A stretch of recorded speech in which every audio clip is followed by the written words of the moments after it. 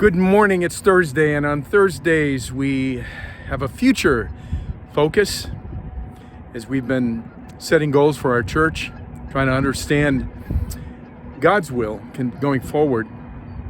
Last week we saw that we are the light of the world. That's what Jesus said. And we looked at being the light of the world from one point of view, ours. Jesus said, "You are the light of the world," and I think we know what that means.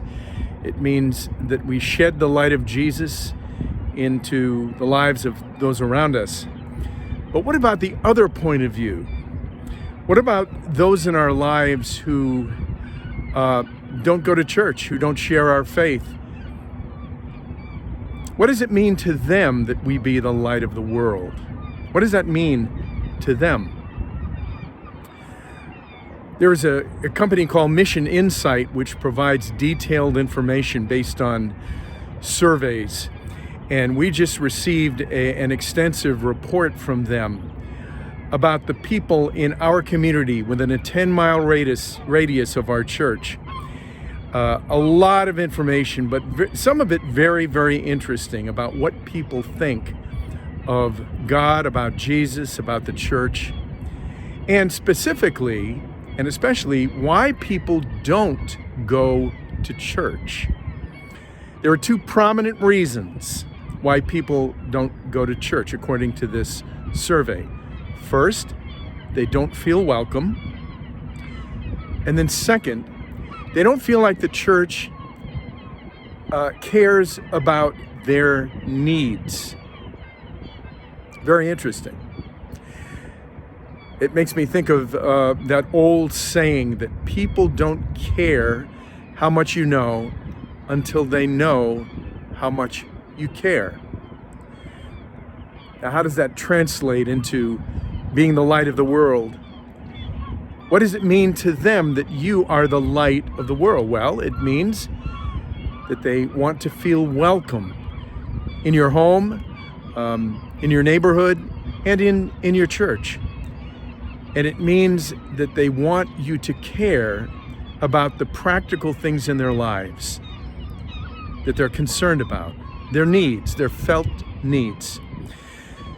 Here's a scripture that I want to share with you this morning. It's the story of a man who is lying beside a pool in Bethesda.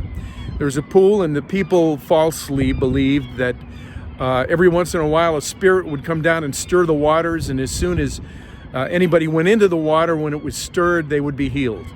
Well, here's a man who for 38 years had been lying beside the pool, and no one would bring him into the water when the pool was stirred.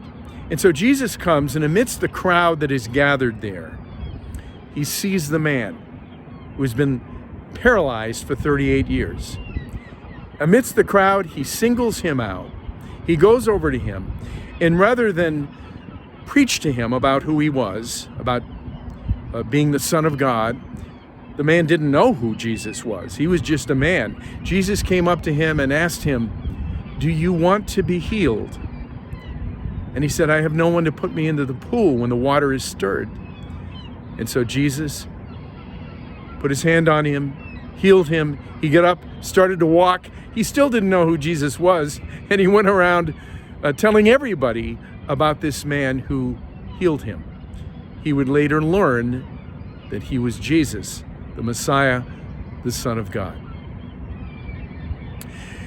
I'm wondering this morning how much time we spend really getting to know the people around us, the people in our lives, rather than just preaching to them and silently, quietly living out our faith in Jesus, which is a good thing. How much time we really spend getting to know what they need. What is it that's going on in their lives?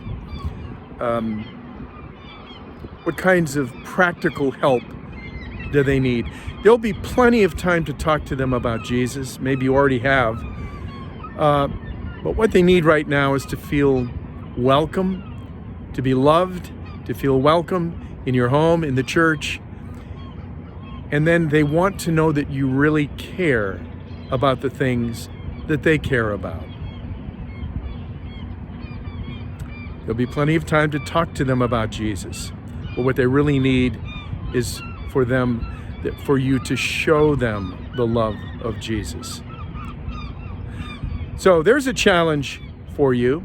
We're going to be finding ways to do that, looking for ways and praying that God would show us ways that we can reach out to our community and really care with the love of Jesus about the things that they care about. Have a wonderful Thursday.